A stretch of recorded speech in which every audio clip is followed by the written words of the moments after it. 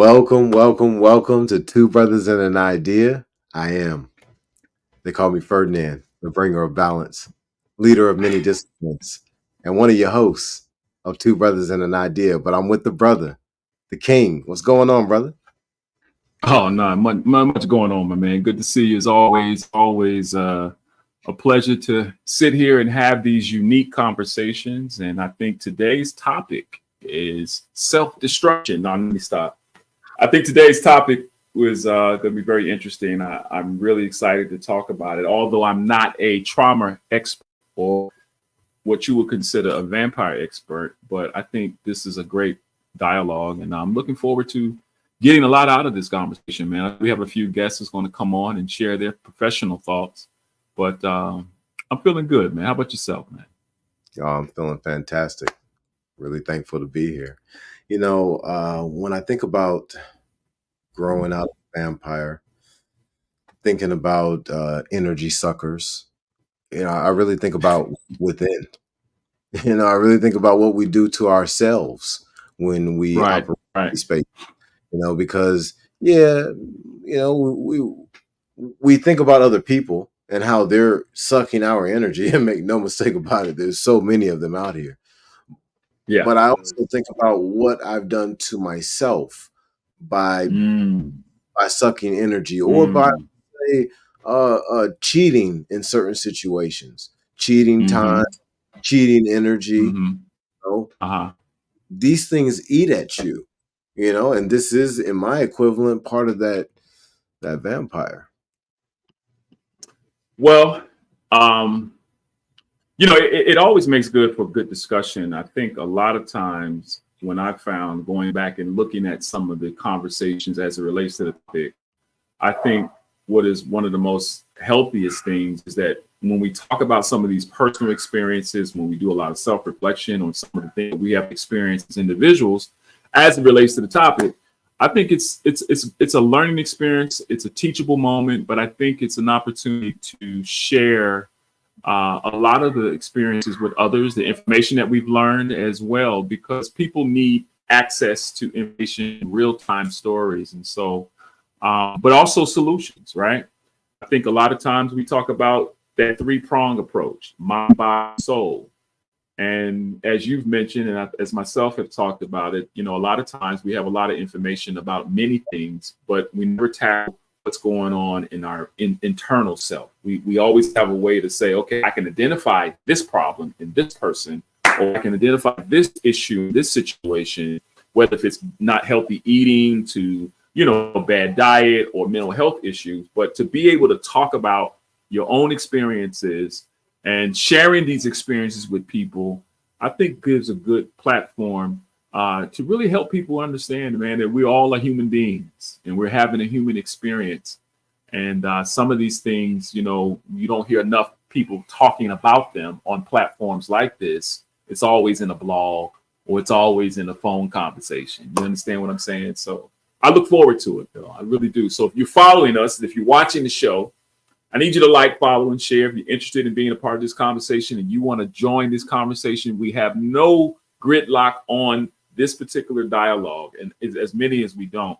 You just click the link, and then we'll put the link in the chat. You can click in, join into the backstage, and enjoy the conversation. So back to you, sir. I'm looking forward to digging in. Or I just put the link out there in the comments. You got it out there? Yeah. So hopefully everybody got it. And yeah, this is an interesting topic where we're touching perspective on trauma.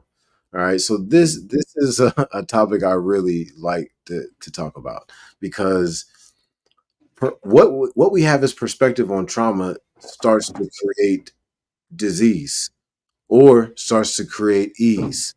And what we got to do is come to a place of understanding and growing out of the vampire. Well, as you mentioned, the disease part of it, I've always been under the understanding, and of course, this is data that's proven. When you're suffering through resentment, guilt, hurt, and shame, right? And you have these internal traumas, inside of you, I think, and I believe, and there's research to verify that eventually some of these traumas that we are expressing, unforgiveness, bitterness, and resentment, can then affect your physical body, right? In return, you have the Crohn's disease, and you have these bone diseases and cancers. And a lot of times these things start inside of us as a result of unresolved trauma, unresolved bitterness, unresolved resentment, hatred. And so one of the things I think is really important is that we really look at this very seriously, because some of these diseases that we're coming upon in this day and time may not be because your mama made a whole bunch of fried chicken and your uncle made a whole bunch of banana pudding. It could be because the secrets that we hold, the unforgiveness in our heart, the abuse that took place when I was 5 years old, when I was 12 years old, or when you were 6 years old, or whatever. And we never get an opportunity to process it. So we process that type of vampirish, victimist type of villainized behavior as from a child. So now you're a full-grown adult. And when you are triggered by whatever traumas that may have you suffered through, you deal with it emotionally as if it just happened. So I think that's something that we can unpack just a little bit before our professional guests come in and share their professional opinions on this. What you think about that? Absolutely. And I think that what's really important that you pointed out was how this trauma, how we allow it to eat at us. And then it has branches. You brought up fried chicken, the macaroni and cheese, the Chick-fil-A, all of these things are connected to different desires that go back to perspective on trauma. And what I've seen in the forest, what I've seen in detoxification is when a person lets go of certain pieces of these branches, a bunch of it just starts to fall off like dead skin.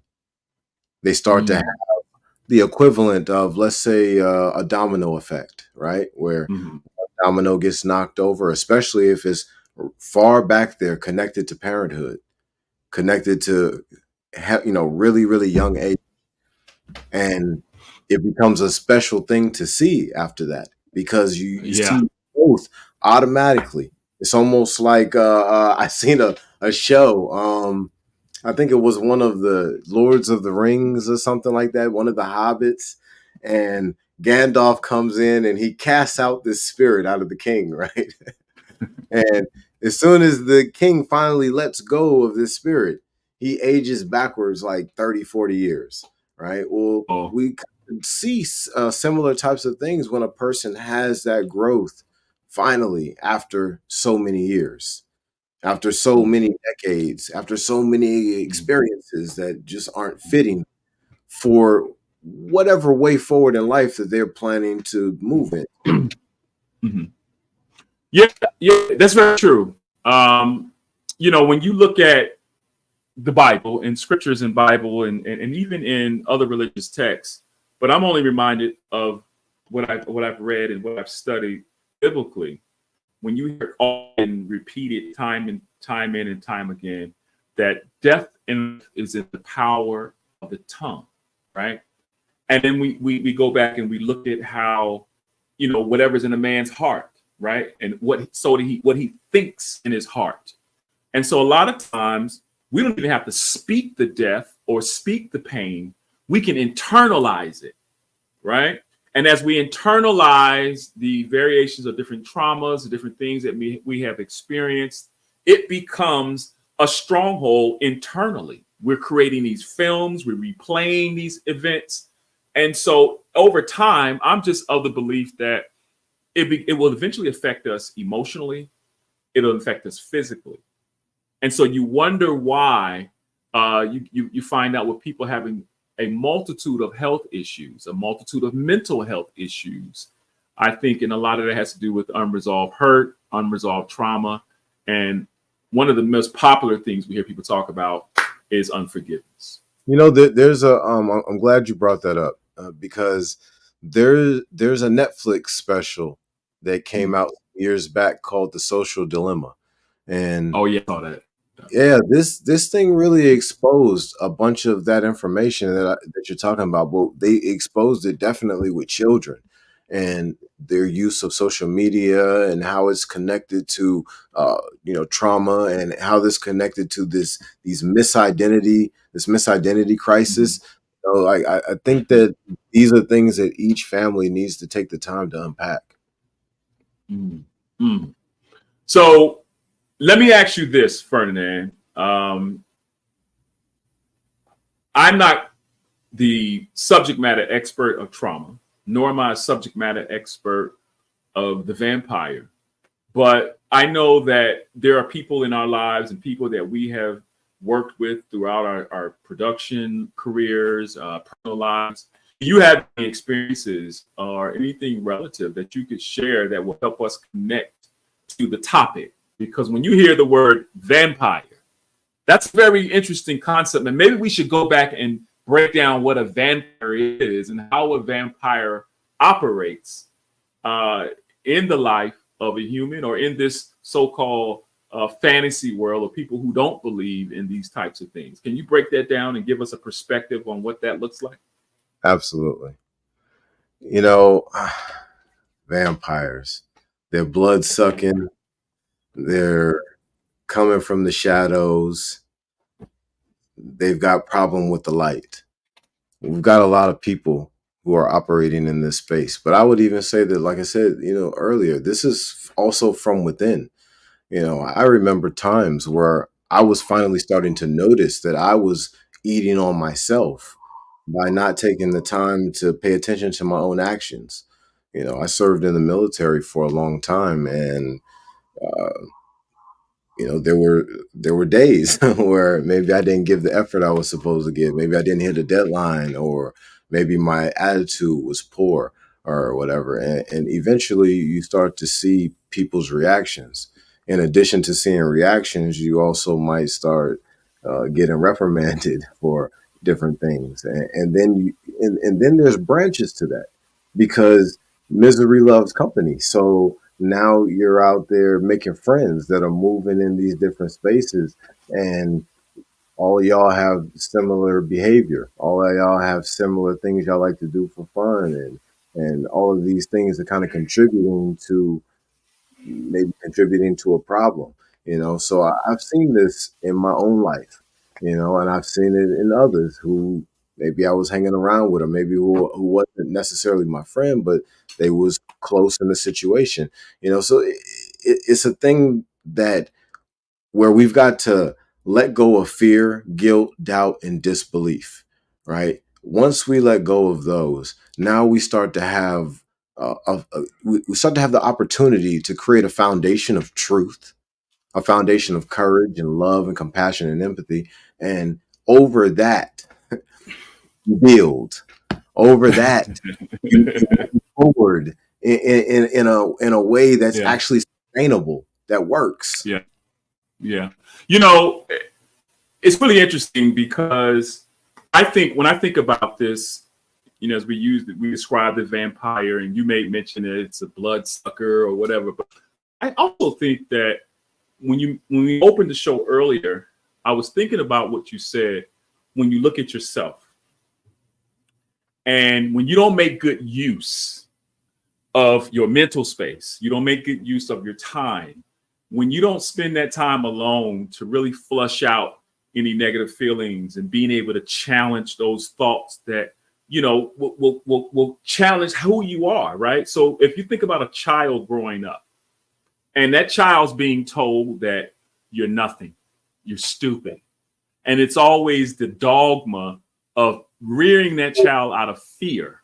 That child is neglected, the child is abused emotionally, and you don't invest the kind of time or the kind of energy that's necessary to rear this child. So that child eventually will find somewhere else to connect to, right? Because there's no light. But what appears to be colorful and entertaining, and we get outside of society and our culture and our communities, and we're entertaining different types of energies, different types of behaviors that is not healthy for us, right? So imagine this child not being reared properly, and then that child becomes a young adult, and that child is very low self-esteem. The child is very violent, angry, emotional dysfunctions, and you start to understand that, the parenting role is so important for that child to develop. That child needs nurturing, that child needs love. And so that child will grow into an adult, as we mentioned earlier, infected with all kinds of diseases. And I'm not even talking about the physical disease. I'm talking about the disconnect from their identity, not understanding what true love is, not understanding what compassion is, right? Understanding how to embrace, self, the lack of confidence. And so it makes it easy for an individual to become a victim or become an individual that's under various attacks because, you left this child uncovered. So now you kick the baby out at 18 and you say, you grown, you an adult, go out there and figure it out for yourself. And you wonder, as you look through the lens of our society and you see a lot of our young people and our young adults and some of the older adults are still operating from a dysfunctional place. And so when that poison gets in, as you mentioned, right, the night crawler, right? See, that vampire comes in when there's a low level of energy, right? When you're tired, you're weary, you're not paying attention to certain things, and you're just like, you know what? I'm just going to lay here and waste my time. I'm going to relax. And so time is important, I think. But when I had my experiences, man, I think the healing had to start with myself. And I really had to take a hard look at Tetaun. I didn't have the time to blame this one, blame that one, or this one, because they're going on with their life, whether they're sucking blood off of other people, draining their energy or whatever. But I'm left here with this guilt, with this hurt, and with the shame. Now my physical body is impacted, my mental state is impacted, but I'm a functioning young man who is stressed, or a young man who's dealing with levels of trauma. And I think it gets undiagnosed because we are resilient, right? And we keep going at it. We'll shoot video, we'll do all the great stuff that we need to do until we get to that quiet space. And now we have to deal with all those things that we have compartmentalized and not being able to seek the appropriate help that we need, right? So that's my thinking on it, and really I would love to get a professional expert who has spent countless years in college and education and training to be able to really unpack this thing for us, man. But, I think this conversation is always healthy and necessary because a lot of times, man, we are functioning what I would consider, and it's funny, but it's not funny. We're functioning zombies, right? We claim to be woke, but we're walking around in spells. We're caught up in a spell and not understanding how to get free. So how do you get free, Ferdinand? How do you free yourself from these kinds of attacks, these kinds of traumas, and these kinds of experiences that occur in most of our lives? Well, every piece of this is about the 6 keys of life. And that's where we've really got to keep our focus at. When we're focused on having empowerment in our home and having empowerment in our communities, we've got to keep our minds focused on what keeps us free. And that is those 6 keys. That is what we have in full control. And that is nutrition, water intake, sunlight, exercise, sleep, and goals, right? So, and then the goals kind of keeps us locked in on doing the first 5 in responsibility and in unison, in a certain type of rhythmic manner that keeps us getting these wins over and over again. Well, how do we do that? Well, we embed ourselves in nature. We ingest nature. We make sure that we're sleeping effectively. We make sure that we're getting the proper amount of water. We also make sure that we're eating whole foods, things that are live, eating the berries right off the bushes, eating the mulberry trees. You know what I'm saying? Like all of that. Let me ask you this. You hear a lot of people talking about healthy eating, growing their own food, and fruits and vegetables and H2O and all these kinds of things. But do you stop right there? If I'm going to eat healthy, is that enough? All right. So no, eating healthy is just one piece. A person will Mm-hmm. have to come to the reality that this is a balancing act. So we're talking about nutrition. That's just one part. Then we're talking about your water intake every day. Then we're also talking about the sunlight intake every day. And I want to stick with sunlight for a second, right? We've got to get more time outside in the sun with as much bare skin as possible, because we got to understand that, like, we're built just like plants. All right. And in understanding that we're built just like plants, we're going to need a lot of sunlight. That's going to properly energize our mitochondria and give us the ability to sleep properly and recharge properly Mm-hmm. at night when that pineal gland activates that melatonin, right? These are very important things for having anti-aging, if we desire that, to have healing, Okay. and we, Okay. desire these things, so Okay. that's the sunlight piece. But we're talking about nutrition, water, sunlight. We're talking about exercise. We got to have movement, right? Then we also got to have proper sleep, right? That proper sleep is got to happen in complete darkness. Turn everything off. Any night light, pull them things out, man. Those things are stopping your children from being able to sleep at their fullest capacity, their fullest capability, to hit those high levels of high vibrational sleep. Well, that's taken away when we have the little night lights and stuff, when we have whatever in the room that shouldn't be there, different noises and stuff, unless they're Mm-hmm. a certain vibrational frequency, get them out of there. Mm-hmm. Now, you said vibrational frequency several times, and I think a lot of people may or may not understand exactly what you're saying. Can you kind of unpack the idea that we're made up of rhythms and frequencies and sounds and tones and light, and how that all plays in the role with even the LED light, going to sleep with your phone on? You got the Netflix running on, right? You have all these unusual things in your body is recording the data, right? There was a scientist named Frank Mesmer, where we get the term mesmerized from, right? Yeah. And one of the research that he did was basically he wanted to figure out a way to hypnotize people without using drugs or any kind of illicit chemical. So what they basically did is what you know now is your modern day club, is that he had created this room. It was a medium size, maybe the size of an annex or such, but he was able to play sound frequencies in the room. And what ended up happening, our biorhythms, our heartbeat, our blood begin to match up with the rhythm and frequencies of sound. And so people being hypnotized just by sound frequencies, where your blood starts to flow a certain kind of way, your heart starts to palpitate.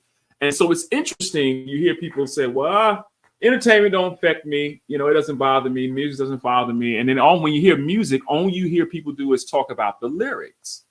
But there are sound frequencies and certain sounds and tones and resonant frequencies that can impact our physical health, our mental health, our well-being. And so I think that's a very detailed or very vague conversation, not rather detailed, but it's a vague perspective on looking at how we're impacted by the variations of light, sound. I put some snake plants in my bedroom next to the bed because I did some research. I'm like, okay, the snake plants will allow it'll purify the air, right? It'll help you sleep better. And it's a natural additive. And so I've been testing out for the last 2 days, and I'm very anxious to see how well I will continue to get my sleep, man. But you're onto something when you talk about being able to sleep in a very comfortable but a very safe place, because a lot of times we go to sleep and you're listening to all kinds of music, all kinds of movies, all kinds of data being downloaded into your subconscious. Can you unpack that just a little bit, man? Because I think you have a more in-depth perspective on some of this information. What is your thoughts on that? When I got my phone out and the LED light, and I'm constantly clicking and I'm constantly looking at things, and I'm trying to go to sleep, and now I got sleep. I can't go to sleep. I need to stroll the Facebook page. I need to stroll the Instagram page so I can rock myself to sleep. these are all tied. We're all tied together by cords. Uh-huh. We're all tied together by energy, just like a spider web, right? All of us are tied. All of us are connected. It's all tied to things like the seven hermetic principles of Okay. mentalism, correspondence, vibration, cause and effect, rhythm, polarity, and gender, right? But then within those, you've got the three great planes that you were just talking about, with spiritual, mental, and physical, and the seven subplanes of each of these planes of existence Mm-hmm. that are all the same. That's all happening in past, present, and future simultaneously, right? But if we decide to take in erroneous information, Mm-hmm. this is all about the law of suggestion as well, and the Oh law of yeah. reciprocity and the law of sacrifice. And if we decide to take in false suggestion, that could be food, that could be entertainment, that could be a number of different things, then what happens is we start to see an effect, because a basic effect of physics is energy in equals energy out, Say right? that So again. Say that again. energy in equals energy out. So what do you say to those that would say to you or say to us in this conversation, y'all brothers are getting too deep, you know, it ain't that serious, man. We all need a little debauchery in our entertainment. We all need a little love in hip hop. We all need a little crazy music every now and then, man. It ain't that bad. It don't affect you. I would say that they're unfortunately delusional, because the law of suggestion is very, very specific. It's not, it doesn't apply to Ferdinand, or just apply to Tetaun, or just apply to Keisha, just apply to Shonda. No, it applies to all things, period, in existence, anywhere in the multiverse. Doesn't matter where, doesn't matter who, doesn't matter what. What the suggestions that we give to our environment, or any environment, produces something, Well, always. yo, bro, that's you have broke down the breakfast, you broke down the lunch. I might have a taste for a donut and some hot coffee. I'm drinking some tea right now, man. But I was looking at some research when we were talking earlier about the topic as it relates, and we're two brothers in the idea. I'm your co-host Tetaun with my man Ferdinand. Listen, if you guys are sitting in watching this conversation at a later date, YouTube, but if you're sitting here live with us, I want to be sure that you log in, right? Join the conversation. You don't have to do a whole lot of talking. If you want to come up on stage and enjoy the dialogue, feel free. The link is made available. This is Two Brothers in the Idea, and we're just having a dialogue. We're in the middle of a business meeting, as usual. This is how it all started. And so feel free to join the conversation and engage us in this particular topic. But Ferdinand, I was looking at something here earlier as we were discussing, and we were looking at certain elements of the abuse, right? Emotional abuse.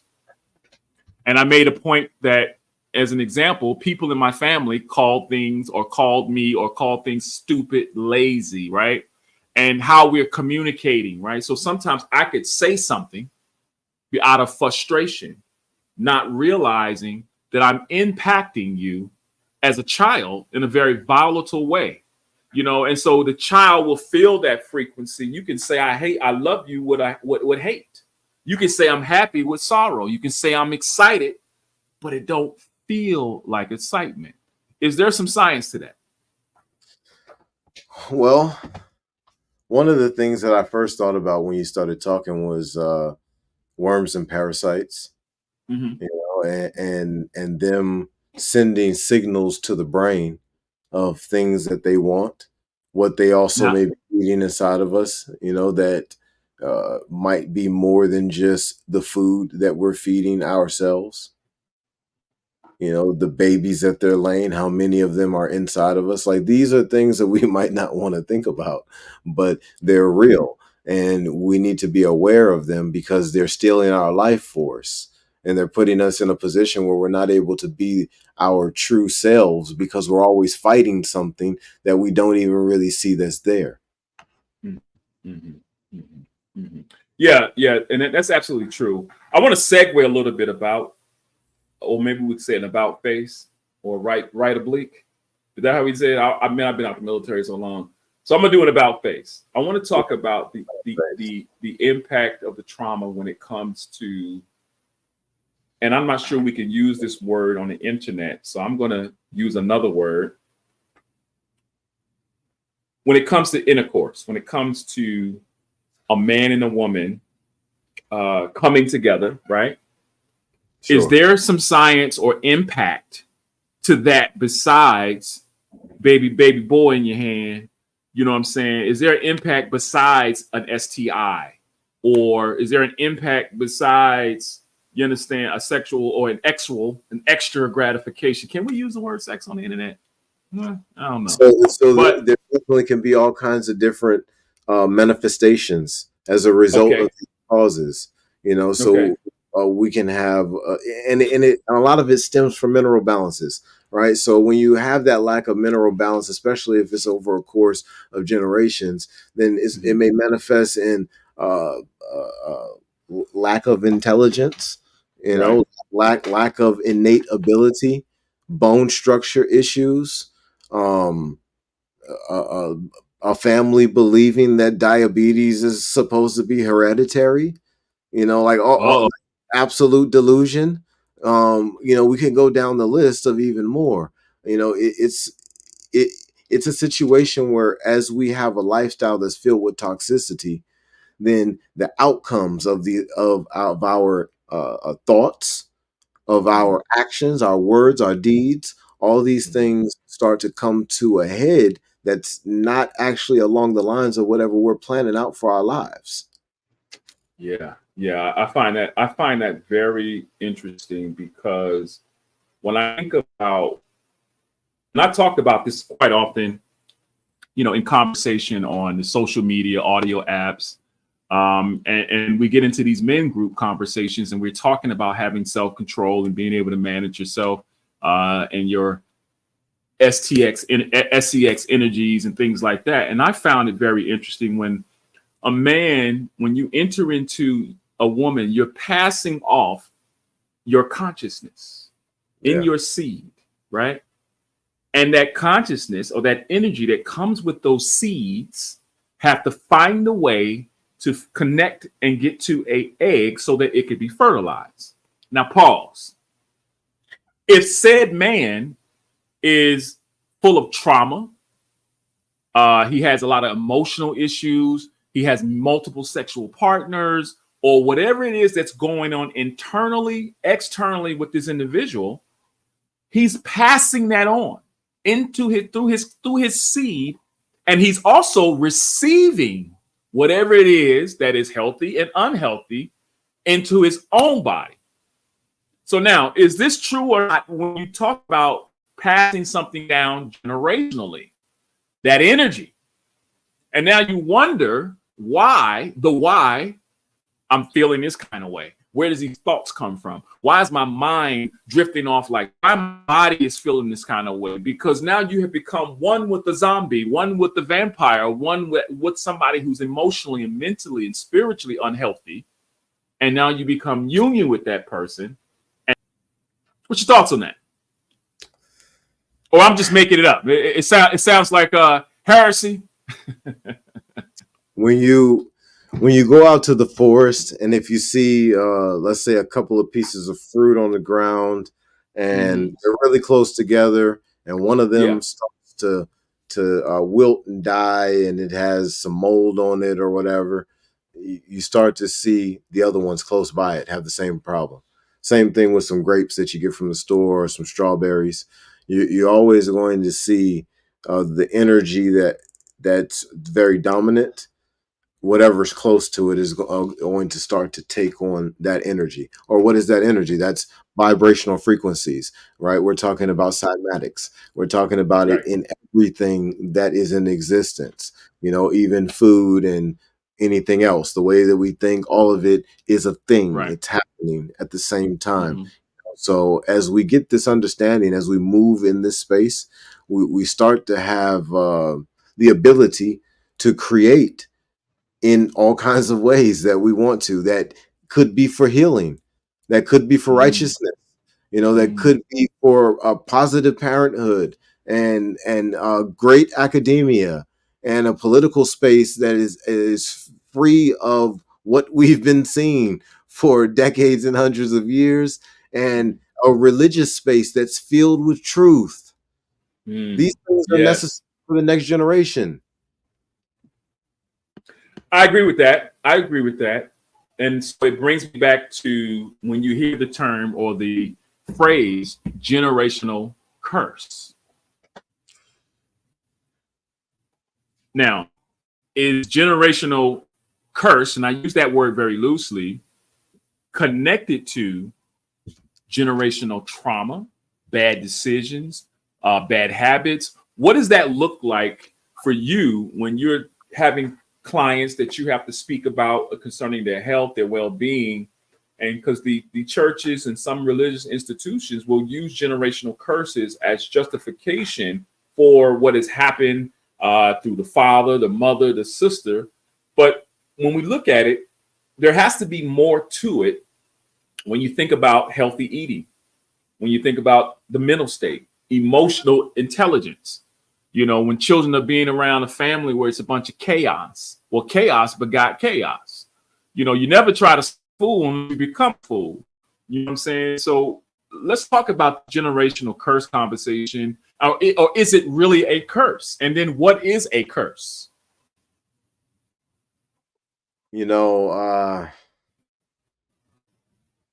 the generational curse is sinning, and I think we need to have a new idea and a new understanding of what sinning is, instead of us looking at it from the past ways of thinking it's something out of the Bible. It is sinning against thyself. It is doing something against the journey of what thyself is supposed to be going through, putting the lack of effort to thyself at the spiritual, mentals, and physical levels. And when we do that, we're cheating ourselves. And then we start to see an effect as a result, because the spirit is hurt. And now the mental and the physical start to operate a certain kind of way. We start to see us Mm-hmm. make decisions that aren't fitting to our path in real time. Well, what is this? This is the spiritual energy not manifesting the way it's supposed to. And then there being a mental situation as a result. There being something that's off in that space. And now that is there's still a creation of that in that physical world. Yeah, I yeah. I mean, Yes, Teton. say again, we got a guest in the building, right? Oh, we got a guest in there. You want to tell us about this guest? Well, I tell you what, let's do this. Let the guest come on in and let the guest engage in the conversation. I think the guest has a lot to say. I got my good friend here, Mr. Good Friend Scott. Jeff, man, I appreciate you coming in. Congratulations, as a matter of fact, by the way, receiving your master's degree. And so we're having a conversation today, Yes, brother. and we're hitting different points, you know, when we talk about trauma, you know, and being hit by the so-called vampire. And I know you've been sitting and listening behind the stage, but as a professional, someone who is a subject matter expert, I'm interested to hear your perspective about how trauma or the kinds of things that happen in our childhood affects our adulthood. And that could be a range of things, right? Abuse, sexual trauma, all kinds of things that impact our ability to function in today. So from your professional lens, sir, we would love to hear your thoughts and your perspective on the impact of childhood trauma and how it affects our adult. Well, first, y'all can hear me, right? Yes, sir.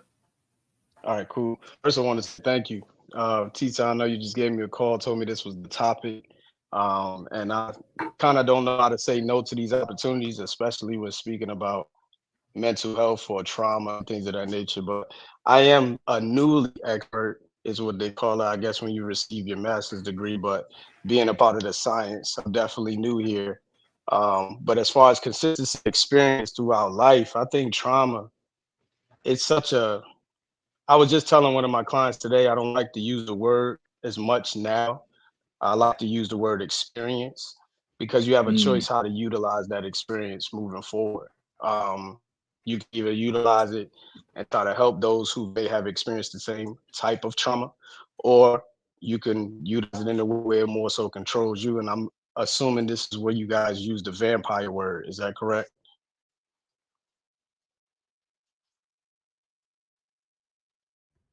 Yep, Can y'all that's hear correct. me? Okay. Oh yeah, we hear you. Okay. We Yeah. hear you, Yeah. man. That's I'm assuming yeah. that y'all use the vampire role because it can consume you, right? You don't know anything. You don't know pretty much how to utilize what you've experienced as you move forward in life, and Can you bring the some? only reminders is what you've experienced. So it can be a smell, it can be a particular object, it can be people. You know how Mm, the type of mm, attitudes they may carry, the type of energy they carry, the type of spirit they carry. All of these things can be kind of reminders, what they call as triggers. I try to be very mm. uh me, I just try to speak, right? I don't like kind of education is there, of course, to allow me to have a seat at the table.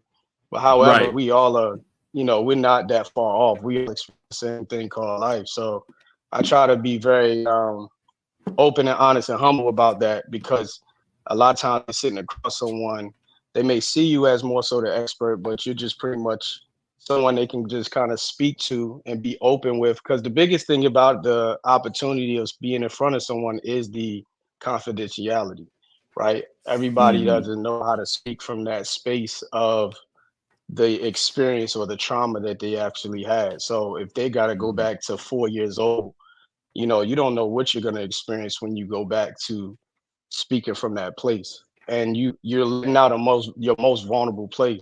A lot of times when I look at it that way, you're more so looking at the mirror, and I don't want to Uh fake it. oh. That's why you see a lot of reactions to Uh when oh. someone tells you the truth, because everybody Uh cannot deal oh. with the mirror that's in front of them. So you might feel like, hey, well, I'm just a truth teller. Everybody can't deal with that. You have to be careful, because in that reaction, you're taking them back to 8 years old, 10 years old, Mm. 12 years old, whatever that time it happened, how consistent it may have been. And if they never dealt with it, now they're reacting a certain way. And this is how you may become a criminal or abuser, or now you may become what you've experienced, which is the trauma, right? Now you become the perpetrator. So it's a lot of different avenues that you got to be careful of going down when you're dealing with people, because we all have different experiences, and you have to understand that they may not see you, and they only see their experience. So Wow. Wow. it's a lot of to me. It's just a lot of different ways we can speak on this topic. Um, but you just got to be very careful. That's why it's just a lot of different ways. So if I'm just speaking, you guys. So I'm gonna be honest with you, I ain't been in front of a camera for a long time. So Oh man, look, I Jeff, you doing appreciate it. this experience. Hey, bro, you doing the dope. This right. I appreciate it. This type of podcast that Ferdinand and I have put together. It's really a barbershop, a keyboard, a meeting, a dialogue. We're just trying to keep it simple, and Mhm. just having a conversation, brother. I appreciate you even stepping in here and having a conversation with us, because a lot of times you'll find people talking about things and sharing things, and they don't know what they're talking about. And so, although we come here and we have conversations between the both of us, sharing our thoughts and our perceptions and our perspectives, and what we believe, what we don't believe, it's always good to have somebody come in here who know what they're talking about, or at least have the experience level uh, to share, right? And so, I have Right. one question for you. Along the way, and knowing that you just got your masters, man, I'll make it a real easy question for you. So when it comes to this type of experience, childhood trauma, let's just say emotional abuse. If a child has experienced, whether it's just emotional abuse over a period of time, and whether if it's from age 0 to age 10 or whatever, in their youth, if they have been cultivated in a very abusive way, what level of emotions or lack thereof would that young man grow into as a full grown adult? And will that abuse or trauma impact his relationships and how he relates to others, whether it's marriage, friends, or whatever it may be? Yeah, that's a very powerful question, right? And like I said, I often use the word experience, because now what happens is, and again, this is all theory, but what happens is now they start to develop, they start to develop into adulthood, right? But they're emotionally stuck maybe down to the time that it began. So it may be emotionally stuck at 8 to 10. So let's use an example of shutting down, right? Shutting down and becoming stuck can be a situation where I may not know how to express, so not Mm. it's all education. So it's just like if we go and we're learning a math problem. So if I never was taught how to understand the emotions that are going on inside of me, because one, they go to school and they're taught to sit down and be quiet and follow directions, and over time they're never able to, nobody's really educating them on what they're truly experiencing maybe inside of their home. Right. So we're only told to be a part of this structure. So throughout that process of, with this structure that they put before us, if nobody attacks the experience that they're having back inside of the home, it's the Mm-hmm. consistency of not knowing how to deal with being told that Mm-hmm. you'll be nothing, or you're just like your mother, or you're just like your father, who may have a picture around them that's full of, just bad experience, just a bad Wow. painted picture of Wow. that actual person. So now they're Mm. stuck with dealing with not being able to identify who they truly are and only what you presented them to be. So if they don't know how to deal with the emotions, and they may be reacting a certain way within school, the labels start to happen, right? So when the labels Wow. start to happen, that's throughout the school. So if they're getting in trouble constantly, and that kid is like, I don't know how to express the fact that I'm at home, my mother's homeless, my dad isn't around. And I don't want to just use that all the time, because I know they always talk about the father's home, but these are the actual stories. So, Right. without giving all of the information, without exposing the person itself, these are the consistent stories we may see where I'm at home and I have no way of identifying with who I am when I look in the mirror. And I can only speak from a male perspective. So if I'm looking in the mirror, you never was able to give me any positive identification, and you're only Uh-oh. telling me to be good, and you're only telling me to do these things, but I don't know how to interpret or even comprehend what's happening. By the time I reach 25, I still haven't dealt with that. So now what happens is I get to my most vulnerable space, which is love. And now I'm falling in what I believe is love, because now this person may see me, the person that I'm willing to expose. And then when that person and you experience some type of heartbreak, now, Woo. Right. when we talk about relationships, and this is not just boyfriend, girlfriend, this is friendships too. This is betrayal that happens, all types of things, because we're not receiving in my opinion, the proper education on self, and how to deal with these things that we're going to experience. This is why we're here. We're talking right now, and hopefully the audience is that be able to pick up on it. But let's say the youth. I saw my brother Ferdinand had his, I believe that was your son, in his lap, and at that time, he's able to. He has somebody that's there to guide him through what he's experiencing. But you don't ever have that. You're stuck when dealing with those things yourself. You don't know what the reaction may be. And now we're talking about social media being in front of you, telling you how to react to the things that you are Uh-oh. experiencing. So Uh-oh. it's an accumulation of so many different things we got to be very careful of, and why we got to understand that I go by Scott because I have 5 children, right? So everybody that's watching this right now, the experience that you have, if you never met me before, will be this lasting thing. If I go tomorrow and you see my 5 children and their last name Scott, and they look like me, it's a possibility you may see, hey, that's a Scott kid. Now you'll see, you might say, hey, your father's a good brother. You shouldn't be doing this, only off that experience alone. But if they don't have that mental anymore, they're forced to deal with everyday life themselves as a child, and now they become adults, and we're expecting them to act like adults. You never had Wow. anybody to guide you through that process, Right. and it's hard because it's like, hey, at the end of the day, you should be, you 35 years old, you acting like you're 15, but I'm stuck at 15. That's when it happened at 15. And you tell them to So get is help, but it, that's my most, go ahead.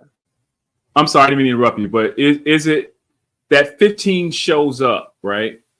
Does it show up in conflict when you have to deal with the emotion and you're not having the tools or the wherewithal how to regulate that? So if someone has, and I'm using this word lightly, someone jump started you. Let's just use that one. That's the new word, right? You've been jump started by something that I said, or something that you said, or someone said or did. Does that person go back to that 15-year-old and act out emotionally, not knowing how to regulate that because they missed out on that growing up in their development? In theory, I believe so. Why? Because that's a reminder. That's a place you've been Mm, hiding from for how long? Now, within 20 years, you've hid from that place, and they brought you back there. So now you're an mm, adult with those same type of emotions that's been hidden for that long. How mm, much do we expect a person to be able to react? And we say, hey, you're supposed to be able to understand how to control your emotion. I mm, hate that part of my life. I've been trying to mm. hide that part of my life. How am I supposed to tell this person how to operate from that place? Now, that's easy to, because of course we talking about, hey, you may be a father at that time, you may be a mother at that time, you got three kids. It's easy to say that, but this Right. everyday life expects you to act a certain way. You expect this world that we live in expects you to operate a certain way. I can only get with it or not, and then now you're labeled in different spaces. So we have to be very careful when we're dealing with people. As much as strong as people say that they are, they're very fragile. They're very fragile. They're fragile because again, I can't expose who I truly am, and I'm afraid to because of what I've Mm, been through. But how can mm. we really enjoy genuine relationships if we keep basing it off of our previous experiences? We can only Uh-oh. expose ourselves for us to truly have authentic relationship. There's no way around it. So if we constantly come from a place of caution, we'll never receive the true fulfillment of what the relationship could possibly be. So now we're only going to internalize based on our experiences and think, well, this person may be trying to get over me, or this person may be trying to do different. This person may be trying to take advantage of me, but they may be genuine, but you don't know how to approach it in your authentic self, because the last time you was there, it reminded you of what happened years ago, or there was a consistency of the same relationships when you start attracting the same type of thing that you're running from, because you're constantly Oh, not trying to really take advantage of really getting the proper help that you may need in those type of situations. So I always tell people this, you know, when you learn your career, like choose your career, when you learn all those different things about yourself, you can start to choose better. You can start choosing yeah, better relationships. You can understand more about you. yeah, You can make more yeah. better choices of who you allow to be in that space. So those are a Mhm. lot of different things that I think it's hard to really interpret, especially when we come from a place of need or desire. Well, So we got we got we got a very question out there. We got a question out there. Shout out to Jay King, man. I know y'all all on here the panel know Jay King, man. Jay King, I met this brother some time ago, many years ago, man. I just love this brother.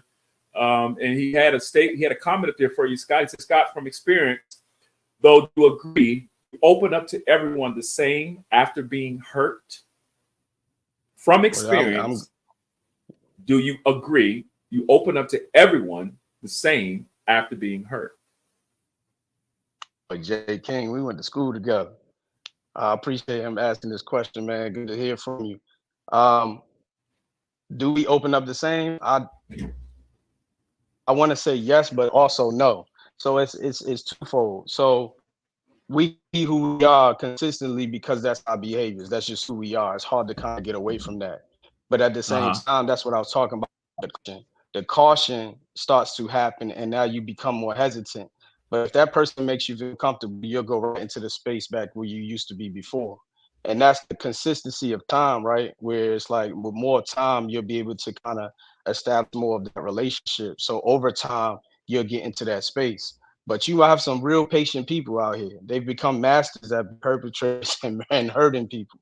So it's very difficult to really understand from that space, which I always go back to really taking care of yourself and letting life kind of happen from there. When you really internalize and take care of those things, you kind of can dismiss and you can kind of avoid the same type of people that you might have attracted before.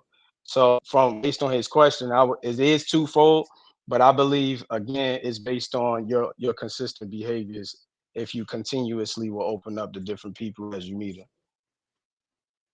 Yeah, I would agree. Wow. Wow. You said a mouthful there, sir. When I think about what you said and what you've shared, and I don't know if Ferdinand wants to chime in as well. You know, it's almost like it reminds me of a conversation I had with my brother Tetaun, and we were having this conversation about the mental state and the mindset and being able to have dominion or have some type of government over your thinking. And I looked at Jay King's comment, and he said sometimes there's an internal battle. And so you have men and others and people in our community that we may know who've been incarcerated for many, many years, but they've had their mind and they were able to survive because they were able to keep their mind in perfect peace, right? They had a goal to go somewhere, and they dreamed about getting out of that prison. And so their mind, all their body is in bondage. Think it's about somebody who's been locked down in their mind with various trauma, emotional experiences where they have no voice, and they have the freedom to go to Wendy's. They have the freedom to go to the mall, to do everything that a person that cannot do behind bars, but their mind is entangled. Their mind is in prison. And so how does that impact an individual physically being incarcerated versus somebody being locked down between their ears, having a difficult time eating healthy, have a difficult time processing truth and information, interacting with friends, regulating their emotions? You know, there has to be some connection there. All you scientists and good education brothers. Let me chime in on this one, right? So when we think about prisons in the mind, we've got to think about prisms, right? Well, how do we even create them in the first place? Well, this is us emotionalizing suggestion. And when we emotionalize suggestion, the subconscious mind creates, right? That's it. If we understand it, then we're creating thought, but we're also now creating something physical, right? Well, that could be all kinds of different things. That could be cancer. That could be out of balance pancreas. That could also be thoughts of violence. That could also be imbalance, maybe brain fog, and all kinds of different things that manifest in different types of ways of issues. Maybe people have a lack of empathy and compassion. Well, they might just think, "Oh, that's just the way I am." No, you're going through something, and you've got to grow through it instead of just going through it every season, because it just keeps smacking the shit out of you. Wow. So you ever seen The Walking Dead, right? Yeah. Come on now. I know you guys I know you guys are Walking Dead fans. So think about this. The world system, the systems of this world, the kingdoms of this world releases an infection for whatever reason. We just know the storyline. And you had many kinds of people, but in this season of Walking Dead, you had individuals who knew the time, who knew what to do. They knew how to eat. They knew how to protect themselves because they did not want to get infected or bitten by a zombie or a walker, right? So you fast forward to 2024, where the world systems are pushing out all kinds of diseases sonically, visually, right? We're seeing things at an increasing rate. Our babies, who are the original target, let's put that straight. Our babies are the original target.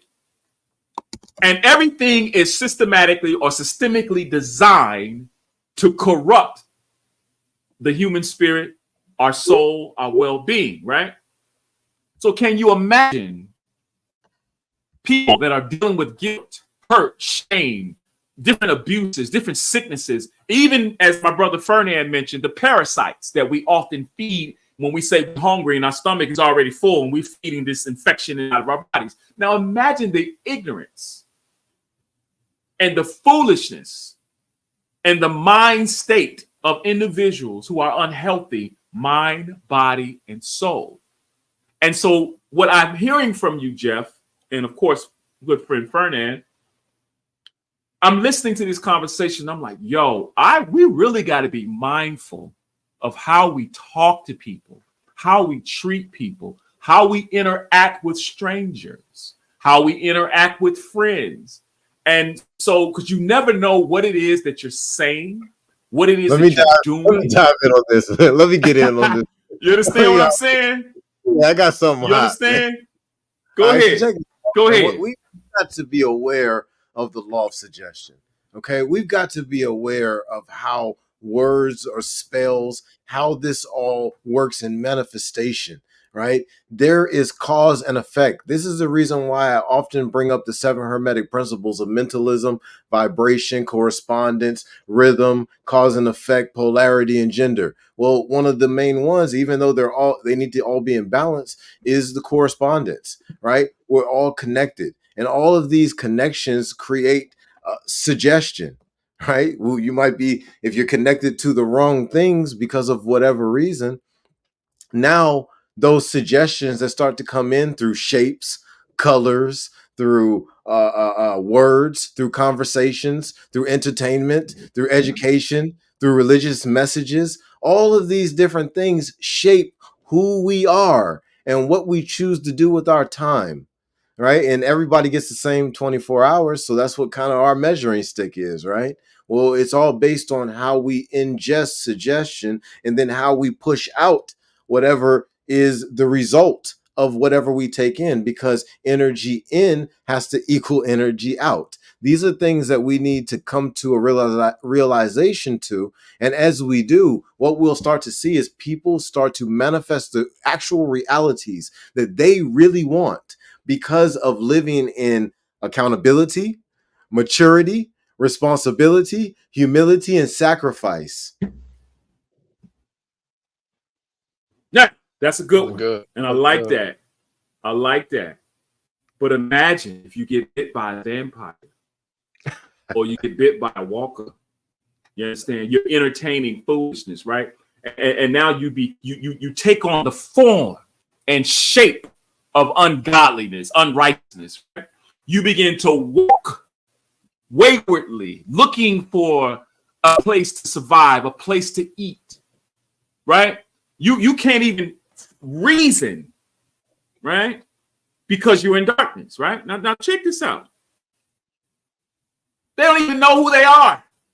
They can go crawling back to their old neighborhood and they can't even recognize their neighborhood, can't recognize people that love them. They can't recognize themselves until you click the light on. And as my good friend Scott said, until you look in the mirror. See, a lot of people don't want to judge. We don't want to really look at ourselves. See what it is that is keeping us from being who we are and being and stepping into the place that we're called to step into. And a lot of times we get distracted by the world's systems. So while everybody's running around talking about they woke, they could be sleepwalking and leading people to destruction. I'm talking about some of these wayward therapists. I'm talking about some of these wayward preachers, some of these wayward teachers, some of these wayward individuals who only care about the bottom line, right? So I don't want to sound dogmatic about my opinions and my perspectives, but what I like to deliver is the idea of, back to what I said earlier, really learning from these types of conversations. And I'm doing a lot of self-reflection, even today, learning how to love people, be full of gratitude, respect those, love people, treat people as you want to be treated. You understand? There's nothing wrong with having a nice word, saying hello, right? But a lot of times we interact with people every day and we don't even know what they're going through. And all it takes is the right word or the wrong word, and then lies the consequences. I'll give you a story. And I'm going to wrap it up. How they say it on the Clubhouse, I'm going to land my plane, right? I was in Wawa on Mercury Boulevard 3 years ago. There was this sister who was in there, and she was very, very loud and volatile, and she made a mistake and bumped into me. And I just looked at her. I smiled, and I said, "Excuse you." "Excuse you?" And then she just went off in this whole tantrum. She starts knocking down the Snicker bars. She want to fight me. And I'm sitting there in the line like, yo, what is happening right now? Now, I had a decision to make in that moment. Do I fall victim to my ego? Right? Do I try to stick my chest out? Who you think you talking to? I'm a black man, or I just sat there in shock because I couldn't imagine how someone can go from 0 to 50,000 to a stranger who you just said excuse me to, and I just happen to say excuse you, right? And so what is going on in our people, in our communities, that we automatically want to think that everything is about because I didn't have a father. Man, how many brothers and sisters that had mothers and fathers in the home, but they wasn't available? How many of you had the village in your community and they wasn't available? But what was available was the world system, and how our children and our communities are feeding off of a system that is creating walkers, strangers in the communities. And so sometimes you can say something slick or say something wrong to somebody and you in the cemetery. Sometimes you can say something nice and say something kind and give a homeless man something to eat, and you may be entertaining an angel unaware. So these are good conversations, gentlemen. I don't want to hog the mic. I've landed my plane. No, this is real good. This is real dialogue, good, brother. I appreciate it. The biggest thing I think, because again, I haven't been on social media a long time, because I wanted to really try to get into the space of me for a little while and kind of really evaluate what you talked about earlier, reflecting, Tetaun. And even with you, Ferdinand, I think the biggest thing too is, as much as the education is definitely something that we scream, and now that I'm on the other side of it, because I used to be one to say I'm not going back to nobody's school. But it's we have to simplify this thing a little bit better, and it's going to come through the behaviors as we do everyday life, because it's going to have to be a new experience, and that's the biggest thing. Wow. We have to show them different only through behavior. All of the literature, and it's all good. Don't get me wrong, it's something, but everybody's not picking up the book. Everybody's not tuning in. Everybody's not doing that. Best experience, like you just mentioned, what happened was she just felt the guilt, which is probably something she's been feeling her entire life. And she's tired of people blaming her for something, right? She reacted. But then it's like, hey, when that person treats it different than just, hey, some people, it's almost like when you know it's their fault, you still say my apologies. That can change somebody right there, because they're expecting you to react like everybody else. So when you talk about treating and you considering people, you have to understand sometimes we teach our kids to be the bigger people, but then we can't do it. That's the difficulties of life. It's just, again, I need you to show me through experience and behavior.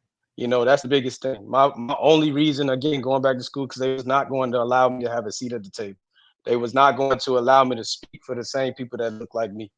I wanted to be in a position where I can at least do that, because I know I was going to offer my story humbly. I was going to be able to be honest about who I am, my mistakes, and I'm going to also treat you just like we are the same, not just because I got a degree to standing before you, but I know at least as long as you're in my care, I can give you something that's genuine. I can consider you, and I can protect what you're experiencing, and we can really deal with this hands-on.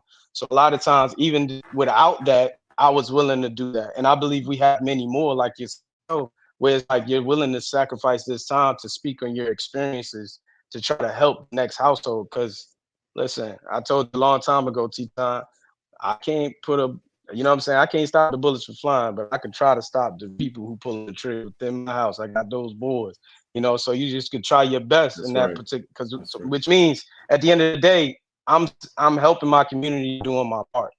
So anytime I experience new people and everything, and it's hard. I'm not gonna sit and act like I'm a saint, but I'm trying to think about this every time we deal with somebody or anybody new, because sometimes they don't see you talk about vampire. They don't see you. They only see you, remind them of somewhere they've been trying to hide from. So it's tough. It's very tough. Say it again. They don't see you. Just remind them of somewhere they're trying to hide from, where they're trying to run from. That's just what it is. And we have to understand that it's not you, but we take things so personal because we gotta be, like you talked about, the ego. We gotta be this person. It's a tough world out here, and we all are impacted the same. That's why when COVID did happen, think about it, everything just looked like it was the same. Like everybody was the same. We had people entertaining trying to do things on live stream. You know what I'm saying? Because it was like, we can't go nowhere. We all are the Right. same. If this thing stops, Right. we all stop. Right. So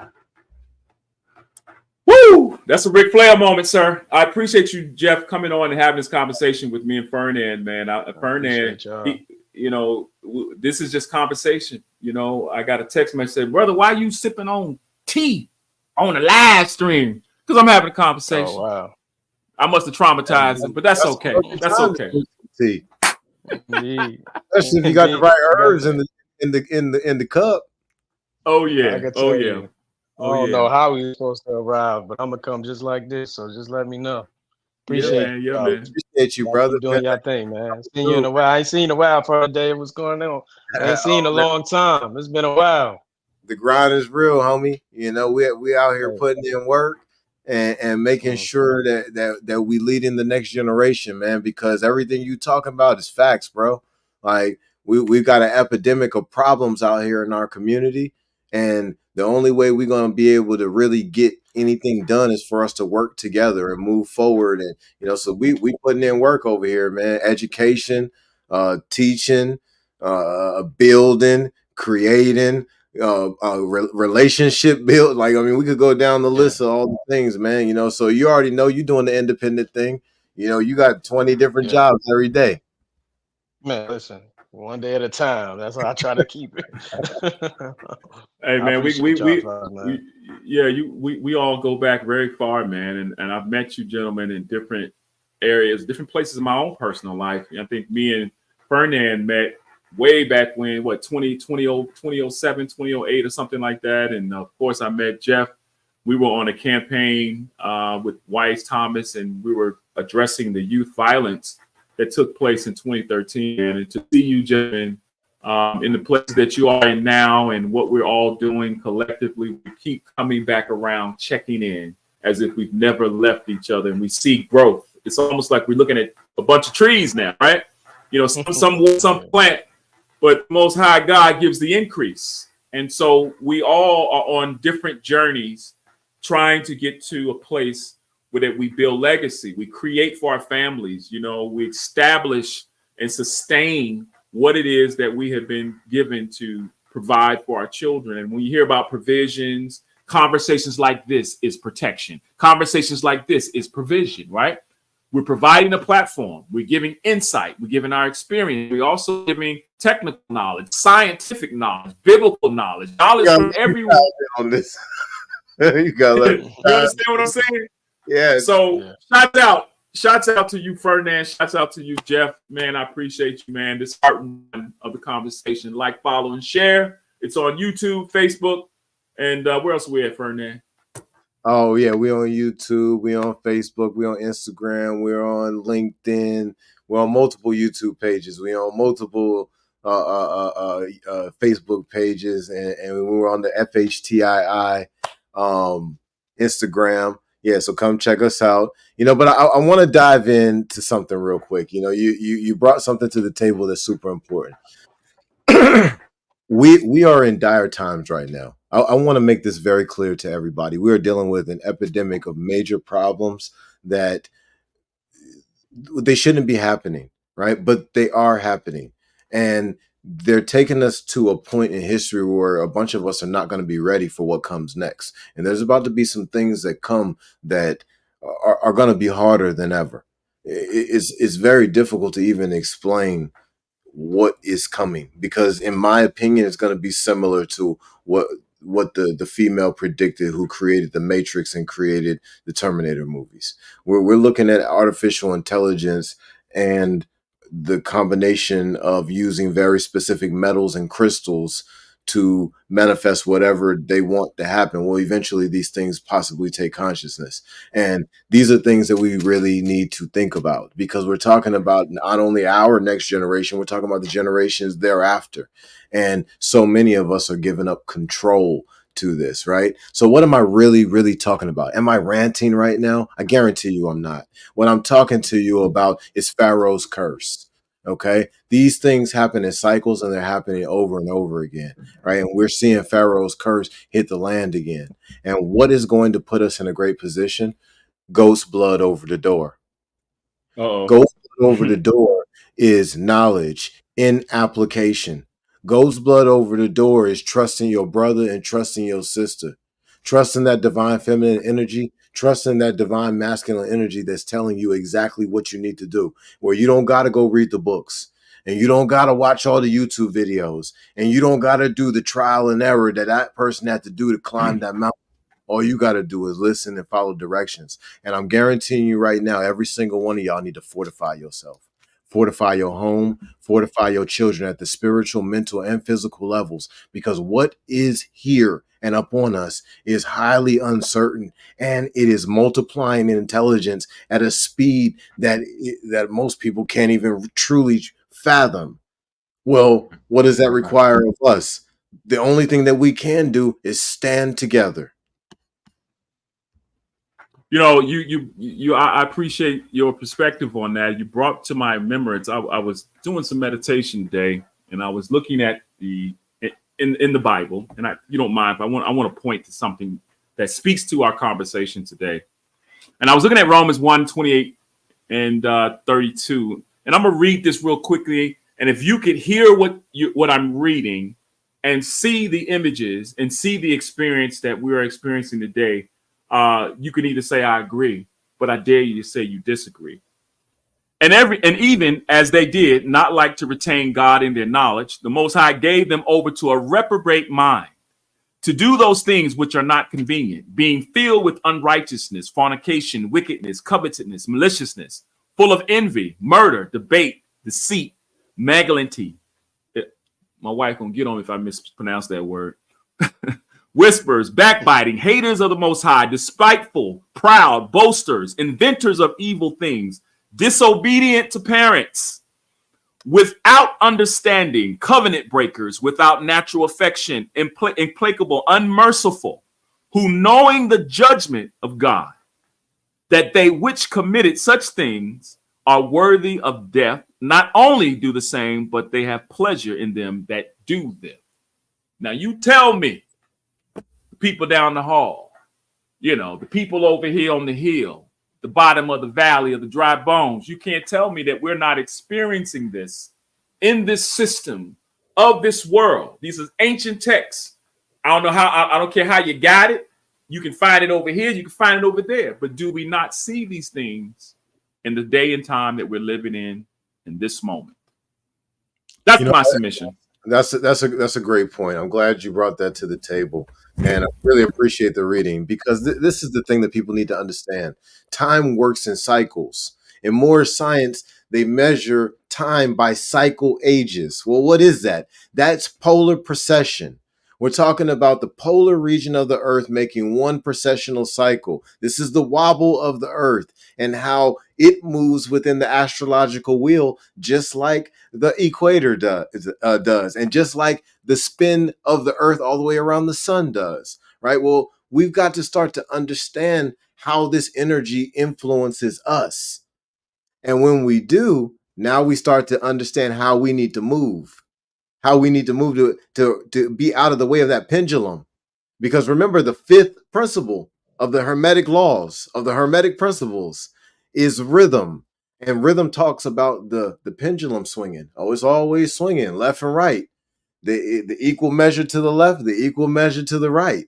Well, if we understand the rhythm of that spiritual energy, those spiritual vibrations, because we're properly connected to the environment, we're properly in balance within ourselves, then we have salvation. Then we have everlasting life more abundantly in real time. Oh man, we've been on here for a minute, man. Well, shouts out to you, gentlemen. Shouts out to Jay King, my cousin Damian Pledger, who came in and checked in on with us. Came in and gave us a shout out. Our friend Russell came in, Russell Ward. Peace out and peace and love to Mary Jones, Vertron. Matter of fact, my brother stepped up in here. T-Lon stepped in here for a minute or second. Appreciate you guys coming in, being a part of the conversation, listening. Feel free. We're here every Tuesday. Two brothers in the conversation. You may find another brother in this seat. You may find another brother to another mother in the seat. The idea is to have conversations from different perspectives, different lenses. But at the end of the day, we want to be better men. We want to be better fathers. We want to be better leaders.